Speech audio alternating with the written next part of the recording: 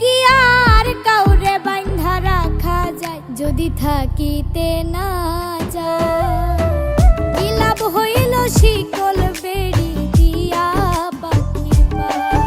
আমার মন ভোলা পাখিটা এখন উড়িয়া বেড়ায়।